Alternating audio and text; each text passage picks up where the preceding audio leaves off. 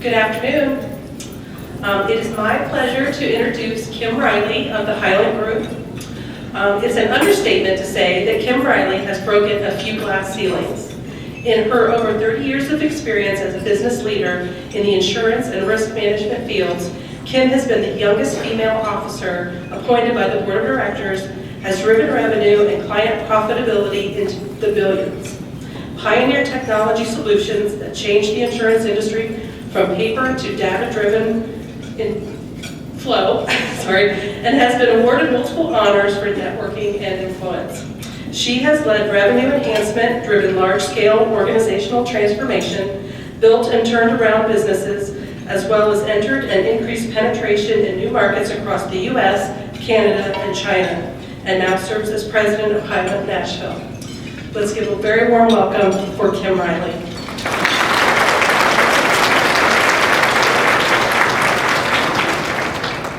Good morning, and thank you for having me here today. And it is so good to see so many friendly faces out there that I know.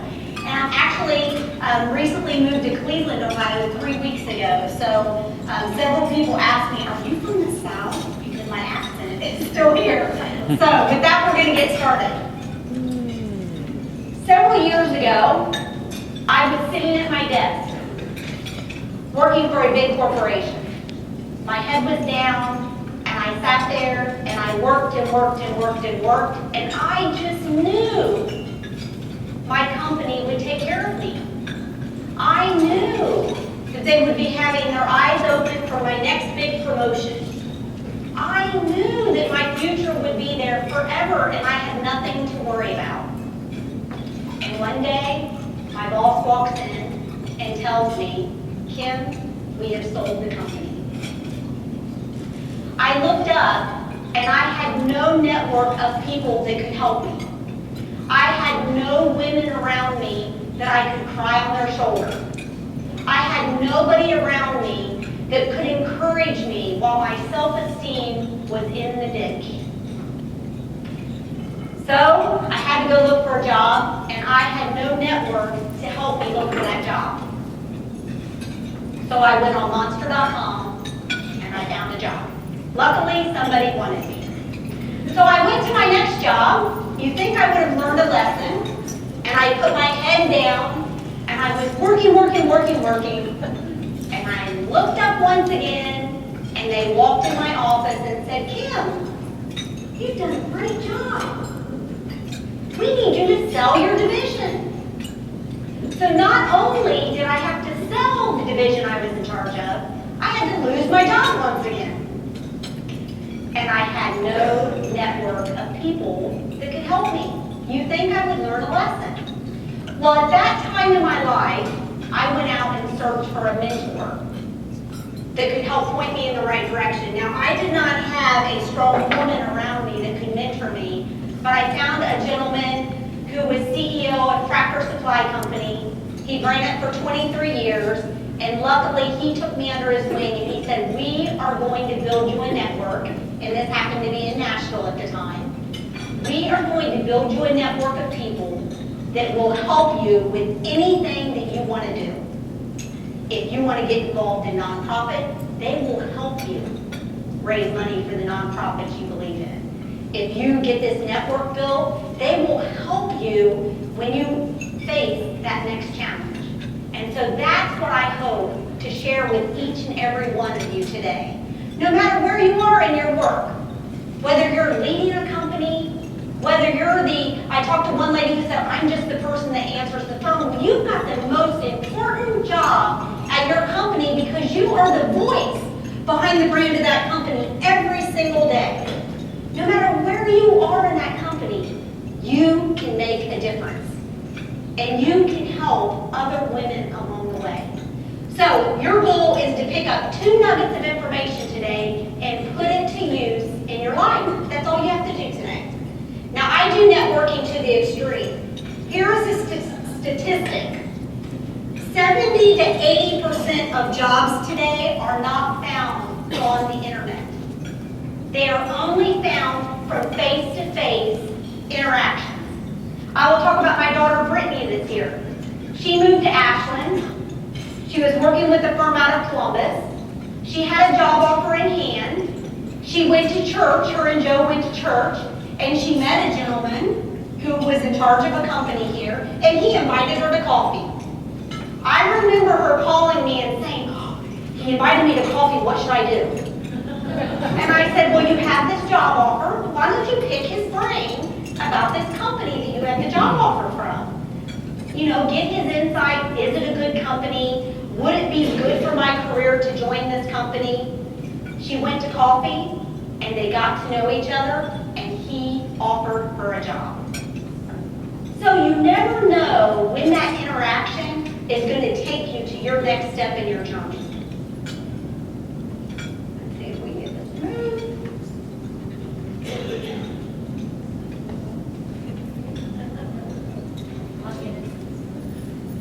Sorry. Okay, next slide is women's statistics. I know this one. 48% of our population today in the workforce are women. Who can guess what is the percentage of women going to be in the workplace come 2018 in 2 years? Anyone want to guess? 51%. I heard someone say it. Woo! Good job. So 51% of the women, and look, my flag popped up. 51% of the workforce is going to be women in 2 more years. It is already starting to change all the things that happen in corporate America in the work environment. We've got to have good maternity policies. We've got to be able to let our men take maternity leave. So there's lots of things that are going to start changing with it becoming that big of our population. But look at the statistics as they start to drop down. Only 5% of CEOs of companies today are women. I do what I do to promote women every single day because I want my granddaughter to have an opportunity to be a CEO of a company. And each and every one of you should be out there helping other women also. Our biggest challenge as women, why we do not get the next opportunity, is because we do not have enough champions around us. We do not have people within our company telling others about what we're good at. We don't have people in our community looking out for us, suggesting us for that next nonprofit board position. We need to champion each other. And sometimes we get that queen bee syndrome where we get threatened by each other because we only like certain people in our sandbox. We got to get over that. And we got to help each other become better. So now we're going to focus on networking. Today I'm going to talk about 3 pieces of networking. Networking is 1.0 is all about how do I get started. 2.0 is how do I make myself be different than everybody else who's networking. And 3.0 is how do I build those relationships and take it deeper. Now here are some of my networks that I will talk about. In the middle, many of you know those people. That's Joe and Brittany, my grandchildren, Harry and Lena. They live here in Ashland. And friends and family are one of your biggest champions to be part of your network. They should always be helping you look for that new thing that you want to do. That's how I got recommended to speak here, because I told Joe and Brittany I really would like to come speak, and they helped that happen. Women and children are my 2 passions. So I try to link in my networking and my passions and my nonprofits all together because our time is very, very valuable. So Cable is the largest women's group in Nashville, 600 business women. I mean, this is a great group to get networked in, and our whole purpose was helping other women, helping young women move up the chain. That's why I was on that board. Rotary of Nashville. When I moved to Nashville, Rotary, I had to find a way to get connected to the older part of Nashville that was all men. That was the way I did it. Rotary of Nashville's 4th largest Rotary in the world. It was all old, gray-haired. I'm sorry, Rob. Rob's at my table today. Man, he's my one man here. Yeah. But it is, and it was a way for me and start to get integrated in that community. FEI, Financial Executives International, that was a way for me to interact with CFOs. I do that in Cleveland today. Hylant, my Hylant organization, I'm always networking with them. We have 14 offices around the country, so it's very easy for me to do that. Mark to Dimes, I was chair of the board in Middle Tennessee and vice chair for the state. That gave me my passion around children. I was a preemie, both my kids were preemies, and my grandson was a preemie. So that was an easy way for me to give back to something I felt very, very strongly about. But it also got me connected into the healthcare community, which I needed for my business side. So really think and be thoughtful about where you want to be connected. We are just struggling with this. Talk about this. Okay, networking 1.0. Let's get started. When you start attending events, you must find them first, and this is a great event, but you must have a 30-second elevator speech. How many people in here have a 30-second elevator speech today? Great, that is really good. So I will give you mine. Very short and to the point. Hi, I'm Kim Riley, and I'm the president of Hylant, Cleveland. But what I do every day is I assist business owners in protecting their most valuable assets. Their buildings, their equipment, but most importantly, their people, by providing risk management and employee benefit insurance. Now here is where I change it up. Depending on who I'm talking to, I'm going to bring in accounts or clients that mean something to them. I may say, if they are a local Cleveland company, I may say, some of my accounts that you know are Cuyahoga County, the Cleveland Airport, the Rock and Roll Hall of Fame. I may throw out some of those things that really mean something to them. If they're more nationally known, then I'm going to throw out some national accounts, like Sherwin-Williams, American Greeting Cards, but my favorite account is DSW, because I love shoes. So, 30-second elevator speech, you need to have one for personal use also. If you're sitting at the baseball field, you do not want to dump your business 30-second elevator speech. Get your 30-second elevator speech together, write it down, stand in front of the mirror, and practice. I really thought 30-second elevator speeches were a waste of time. Waste of time. Why would anybody do that? Why do you need to practice? And the whole purpose is to give it to someone so that they will engage with you in conversation. That's all you want to have happen. So I tested it one time. I went to a board meeting, very small environment, and I went up to the CEO of a company, and I shook his hand, and I dumped it on him. And he looked at me, and he started asking me questions. And so we started having a conversation. That's all you want to have happen when you have a 30-second elevator speech. Make sense so far? Good. Okay, so working the room techniques. When I go to a big networking event where there are lots of people and everyone's huddled around in their little cliques, it can be very intimidating. I used to work the room by entering the room and running to the first bar with my head down as fast as I could. And then I would get something to drink and I would stand off to the side and I would just stand there and hope that someone would come talk to me.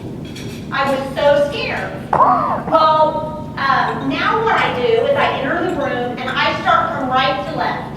I just start on the right side and I go around and introduce myself to people. Today what I did is I started with the tables. That was an easy place to start.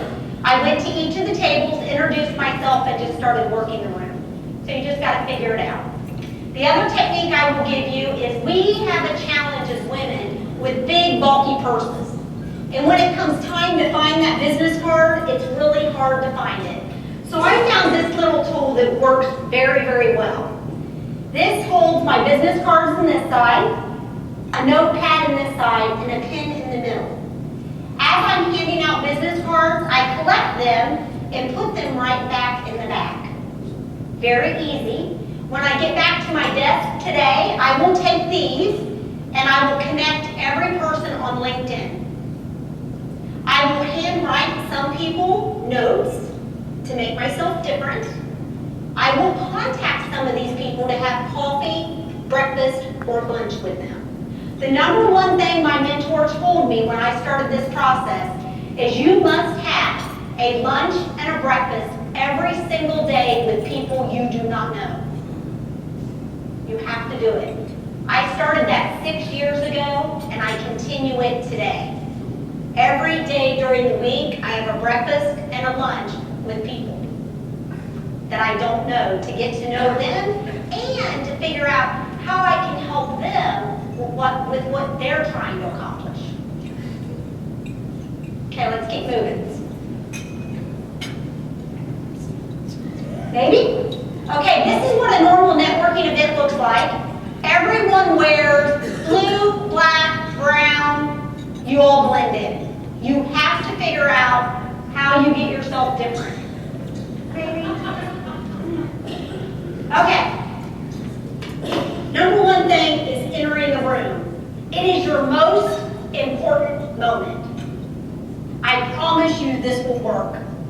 When you enter the door back there today, the first thing you are going to do is you are going to stop and you are going to make eye contact with every single person that is in that room. And as you make eye contact with them, you're seeing who are those key people that I targeted ahead of time that I really want to meet today.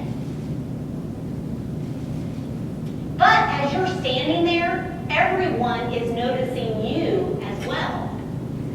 There will be people in the room that will want to meet you. It is amazing how it works. Just try it one time. Second thing you need to do is you need to have something that's going to make you pop in that blue, black, brown room. Now I'm going to give you an example of how this works.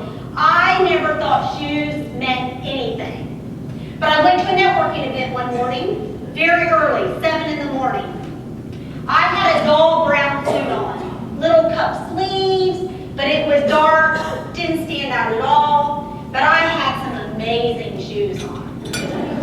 They were linen, light linen, they had a dark brown buckle on them, they were not stilettos, they were a very low heel, but I was at the coffee and a gentleman comes up to me and he said, "Oh, I love your shoes."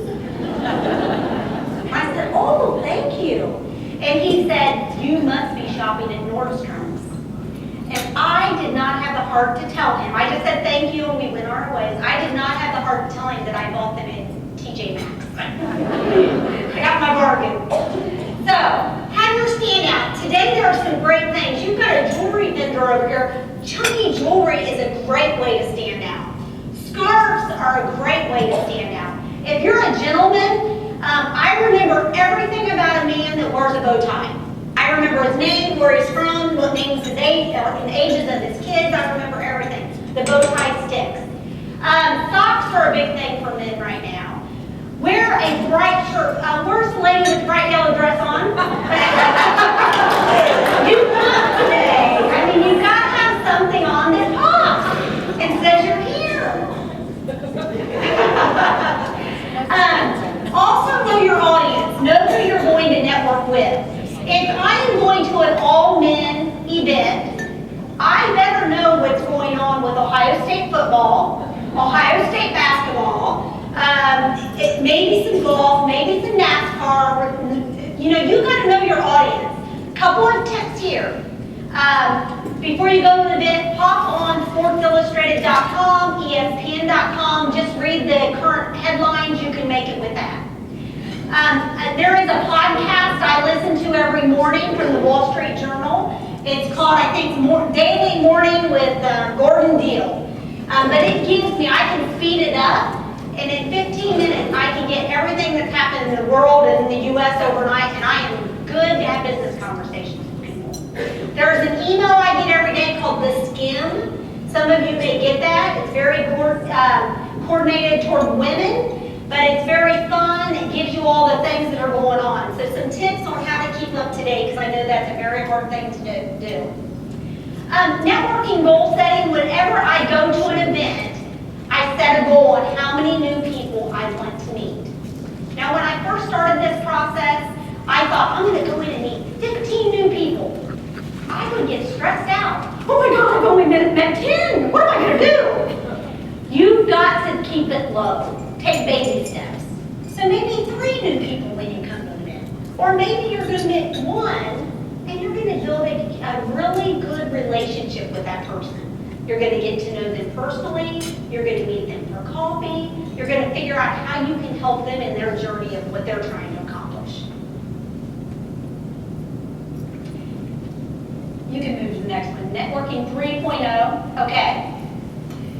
This is how you get the most out of your networking. Whenever you're going to an event, you need to spend about 10 minutes before you go to the event to get the most bang for your buck. The number 1 thing you should get is the attendee list. The attendee list is gold. When I get an attendee list prior to an event, I look up all the people on LinkedIn, and I get to know who they are, what do we have in common, so that if I run into them at the event, maybe I can have a common conversation with them. You know, maybe where they went to college, where they grew up. I can figure all of that out. Also, you want to, sometimes if you're very aggressive at it, you can link people on LinkedIn before you actually meet them. And you may want to send them a message. You may want to say, I see that you're attending XYZ event, or I see you're attending the Ashland Chamber event today. Would you like to sit together at lunch today so we can get to know each other? All different ways you can do that. If you're really aggressive, you could meet them 5 minutes before the event at the name tag table. But let's say you can't get the name tag or the attendee list. Another technique that I use is I go to the event early and I stand at the name tag table and I look and read all the name tags so I can see who's going to be in that room and who I really want to meet. One time I did this, I went to an event in a city where I didn't know anybody. It was my first time going to this city, and I stood at the name tag table and I saw a name of someone I knew. Her name was Crystal.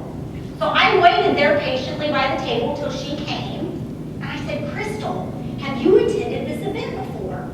She said, no, it's my first time. And I said, well, would you like to network it together?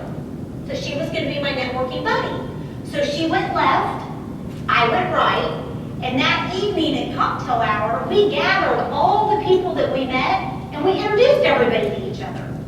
So take a buddy with you if you really are intimidated and need that encouragement. That's a great way to do it. Take a buddy to a networking event. Also, I would tell you the other thing I do to build my confidence, those key 3 to 5 people that I want to meet during that event, I print their LinkedIn page and I put those in my purse.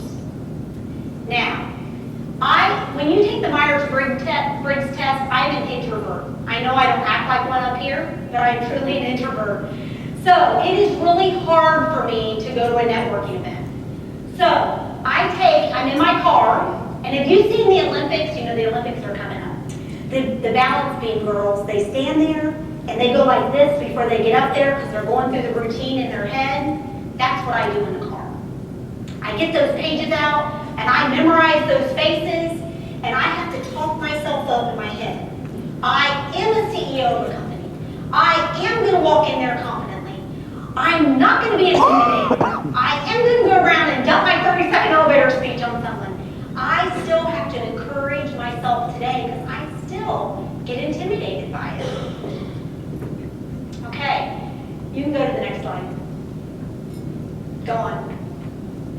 Okay, social media, and you can go ahead and move forward. Social media, I do this every single day. If you came to my desk today, I have Outlook up on one screen. My other screen, I have my Twitter, my Facebook, and my LinkedIn up all day, every day. And I'm interacting with those things constantly throughout the day. Now, I will tell you, LinkedIn is the place to be for business. There are some creepy guys out there, I will warn you. If you get a link from someone who is someone you don't know, number 1 clue, you don't know them. Second clue is if they only have 25 connections or less. And they're all women. You can see who they are at the bottom. decline them. Do not accept. I'm very protective of my LinkedIn. I only link people that I really know. So my LinkedIn is probably 2,900 people, and I know all of them personally. Okay? So I encourage people every day that I meet, go to my LinkedIn, and if there's someone you want to meet, I'll introduce them to you. Give me 3 people you would like to meet, and I'll get you introduced to those people. That's the way I give back to people. The other thing on LinkedIn is when I take those pages with me, before I go into that room, I've got those 5 faces memorized. So when I'm doing my eye contact as I'm entering the room, I can pick out those 5 faces. And instead of starting at the right-hand side, I may go directly to one of those people that I really want to meet. That's the benefit of knowing those faces before you enter the room. Twitter. Twitter's madness. How many people have a Twitter account? It is craziness. I don't know how you do business on Twitter. Good luck if you do. I don't know how you do. But I will just give you an example. There are lots of people out there tweeting. It is real time. I was in the Nashville airport one day. My flight was delayed. I went into Tootsie's. I have a really good friend. His name's Jimmy Wayne. He's in country music. He's done a lot of things for me in March of Dimes. And I see him up on the wall. His picture's on the wall. So I took a picture of him and I tweeted it to him. And he retweeted it to his 100,000 country music people. And now I have people that think I'm in the country music business. That is not what I'm in at all. So that is Twitter. I use it, but it's hard to keep up with for me. Facebook. Facebook, I used to think was nothing but personal. Facebook was about watching all my high school friends and seeing who they're dating now and what's going on with their life. It was to keep in touch with everybody. What I discovered, though, was that my business connections really wanted to get to know me as Kim. They didn't want to know me as this CEO of a company. They wanted to know me personal. And if I opened up my Facebook page to them, they got to see that I have grandchildren. They got to see that I love doing things with them. They got to see the personal side of what I'm passionate about and what I care about. It changes the entire relationship if you let them in. Now, the con of that is you've got to be careful. If you put them on your Facebook, you got to be careful what you do out there. So an example there, I've been a Sunday school teacher for over 20 years for kids. And lots of their families are connected to me on Facebook. I would never want to offend any of them, so I'm always thinking, if one of my Sunday school kids looked at this, would I be okay with it? So you've got to have that filter constantly about what you're letting people see from you personally. I do a lot of speaking at universities to college students, and they always ask me, what do I do about those spring break pictures that I have out there? And I'm like, you need to take that Facebook down and start all over. Get rid of that. Okay, you can move on. So this is in closing. I would tell you that practice makes perfect. I've been doing this for 6 years, consistently, targeting, really trying to make a difference. And I still get intimidated. I still get scared. I still have a bad night where I go to a networking event and I blow it. I meet one new person. Or I go to a networking event. I did this in Cleveland and I kicked myself. I went with a bunch of my people and I stood in my little clique with my people. And I didn't meet anybody new. It's okay to have a bad night. I just have to have a good time the next time. Set yourself apart. Go buy some jewelry. You have an excuse to go buy some new shoes, some scarves, whatever you're going to do to make yourself pop. Now you have an excuse. I have to do this for my business. Plan and organize your business. Plan and organize. Your time is very, very valuable. You don't want to waste it. So make that time. Take 10 minutes before you go and make your time very, very valuable while you're networking. And then target who you want to meet and how you want to meet them. And take that extra step and build a relationship. You can move on to the next one. Build a social media brand for yourself. Start thinking about how you're going to incorporate social media into what you're doing. Be memorable. If I'm out networking and I promise, or I have a breakfast or a coffee with someone, a young lady, and I promise that I'm going to introduce them to 3 people in my network, I must do that because all I have to stand on is my reputation. reputation. So make sure you do what you promise. And it's not a 30-day process. I've been doing it for a long time. I still get scared, I still get intimidated, and I still learn something from every single person I meet. So thank you so much for having me today. I don't know if we have time for questions? No. Oh, we do, good. So if anybody has questions, I'd be more than happy to answer some.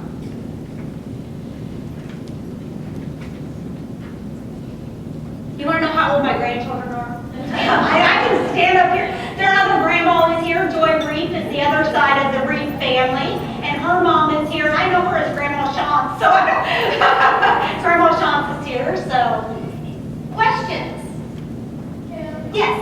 what position did you start in your job history, and what led you up to the position you're in now? Oh, thank you so much. What a great question. Did everyone hear that? I started my career, I grew up in Springfield, Ohio. I was a high school pregnancy, so people who start out with very, very young parents can still be very successful. I talk to a lot of young people about that. I worked at a grocery store through college, and I had a gentleman who came through my line, him and his wife, every week. He was the CFO of a large insurance company. And I was an accounting major, and he hired me, took me under his wing, and started teaching me the finance side of the business. And from there, I never said no to any opportunity anybody gave me. No matter how small it felt, I always said, sure, I think I can learn that. I can remember the first time the president of the company said, Kim, we want you to present in front of 300 agents. I was scared to death. And I don't tell many people this, but I went into the restroom before I had to get up and present that day, and I looked down, and I had one blue and one black shoe on. I had two totally different shoes on. I was so scared. Does that answer your question? And then I just stuck with the insurance industry and learned as much as I could. Other questions? Yes? When you're networking, how do you make sure you pace your time while networking? You don't get stuck in like one It's a really good question. Did everybody hear that? How do you pace your time so that you have time? If I walk up to a group and I'm talking to someone, this happened to me when I was at a university the other day. A young guy came up and he wanted to show me some of his designs. He was a woodworker and was showing me on his iPad, and I sort of got stuck. And I just gently told him, you know, I have a lot of other people I would like to meet tonight. What if after dinner we get back together and you can show me your designs, but I'm going to keep working the room. You just have to sort of graciously exit yourself and move on. But someone, they're always going to grab onto you, especially if you do your entrance and they really want to meet you. What else? Yes. What kind of information do you use in your 30-second elevator? Good question. And first I need to say this. Stand up, Melissa. Melissa is with my team. She is an Ashland University graduate. And she was an All-American swimmer here at Ashland. So we are going to the gym after this so that we can take a picture of her with her plaque over there. But anyway, not to put you on the spot, Melissa, or anything. 30-second elevator speech. You want to say what your value proposition is. So what is your name? What is your title? What do you do for people that you work with? And it takes lots of practice. That's why the writing out really helps, so that you can practice and get it concise. And then you want to put in there something about clients, so it will give you credibility. So my first elevator speech for Hylant, at the end, instead of giving client names, I would say, oh, we have over 22,000 clients that let us help them with their insurance. Well, that really didn't pop as well. So I had to figure out a way to do that. So write it out. You'll go through many different ways that you do it. And if you need a sheet of how to do that, you are more than welcome to email me. It's on the bookmark that was on your seat. Email me and I'll send you a sheet that you can sort of fill out that will help you do that. And I'm more than happy to share my PowerPoint as well with anybody. Any other questions? Yes? So when you started this process, what would you say was like the hardest thing trying to go about the site visit? And then are you still dealing with that? Or like, how would I go?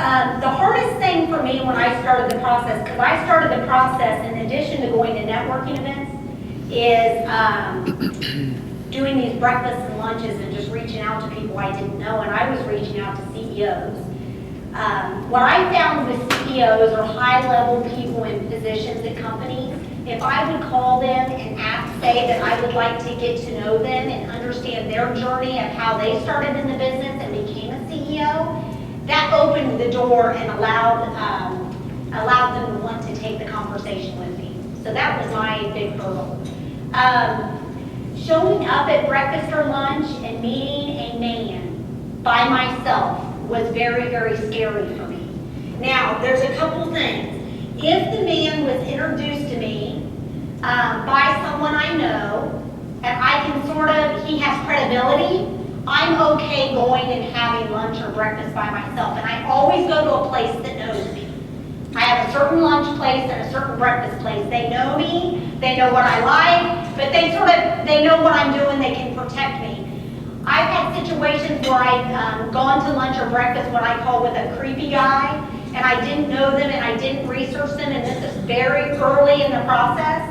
And at lunch, I actually went to the bathroom and hid until I knew he was gone. So young ladies, you have to protect yourself. And so now what I do is if there's a gentleman that wants to have lunch or breakfast with me and I really can't give him credibility, I take another gentleman from my office with me. And they know, oh, you have a creepy guy today. Yep, you're coming with me. But that's what happens. Did that answer your question? It's scary. It's scary to start the process. It's scary to walk into a room. This room's very inviting. It's scary to walk into a room with 300 men in it and try to work it. It's hard. What other questions? Yes. Oh, another one. How many times do you say no for an answer? Like me? Oh, I don't think no is an answer. If it's someone I really want to meet, I will find a way to meet them. I will research my LinkedIn and figure out who on my LinkedIn knows that person personally, and I can ask that person to introduce me to them. You can always figure out a way to get to someone you want to meet. Always. I'll close with this story. I just moved to Cleveland 3 weeks ago, to Medina, to take on this role. I commuted since the end of September back and forth between the offices, but I just moved a few weeks ago. I started my networking process by contacting my network of friends and women in Nashville and said, who do you know in Cleveland? And I got introduced to 25 high-level people in Cleveland immediately. It was amazing how many people I've been introduced to. But here is the one I will tell you that worked better than I ever thought. So I got introduced to a lady who runs a wealth management firm in Cleveland. So I went to lunch with her, met her for lunch. We got to know each other. She's on several boards of directors, and she's also involved in a nonprofit that I had already been introduced to and I was meeting with. And she told me, you know, this lady is the chairman of the board for University Hospitals, chairman of the board for Eaton, high, powerful woman. And I hadn't met her, but if you get the chance to meet her along the way, you really should. So then I met with this nonprofit, and the nonprofit told me this same lady is on their board of directors. So I went and heard this lady speak at a law firm. It was a very small, probably 50 people attended, and I went and heard her speak. Well, I went up, got my courage. I went to the bathroom after the event, got my courage, but I'm going to go up and talk to her. I went up and introduced myself and gave her my 30-second elevator speech. And then in my 30-second elevator speech, I told her I have met several people that really admire what you're doing. And I went through the list of all the people I met in Cleveland already that had met her. This lady was the retired CEO of the Cleveland Federal Reserve Bank.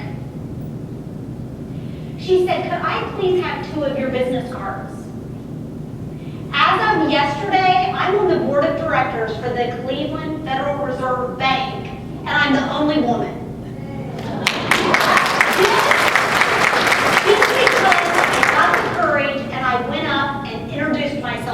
someone and gave her some names that gave me credibility. So you can do it also. Start out little. Set a goal for yourself that this week I'm going to meet one person and I'm going to take them to coffee. That's all you need to do. And if you need encouragement, call me. I'll give you a pep talk. So thank you so much for having me. I really appreciate it.